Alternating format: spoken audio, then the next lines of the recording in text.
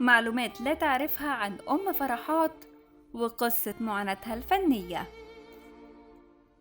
اتوفت الفنانة منحة زيتون عن عمر يناهز 63 سنة، وبتعد من النجمات اللي برعوا في أدوار الكوميديا والتراجيدي، وقدمت عدد كبير من الأعمال.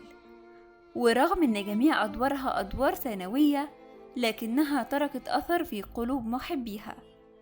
ومفيش حد ما ينساش أم فرحات في همام في امستردام، واللي كان سبب في شهرتها. اتولدت منحة زيتون في القاهرة يوم 15 سبتمبر عام 1960، ودرست في جامعة عين شمس كلية الآداب قسم لغة فرنسية.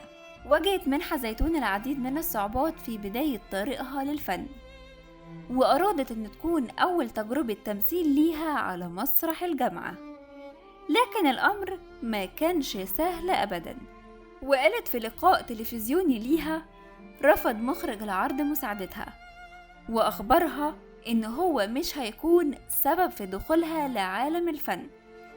وقالت: أثناء مروري على الأوبرا بالصدفة وجدت إعلان عن ورشة تمثيل، فشعرت إن الحظ بيناديني، وكانت تلك الورشة هي سبب مشاركتها في مسرحية بشويش مع المخرج جلال الشرقاوي، وبطولة عدد كبير من الفنانين، واللي كان منهم أشرف عبد الباقي، هالة صدقي، وأحمد راتب.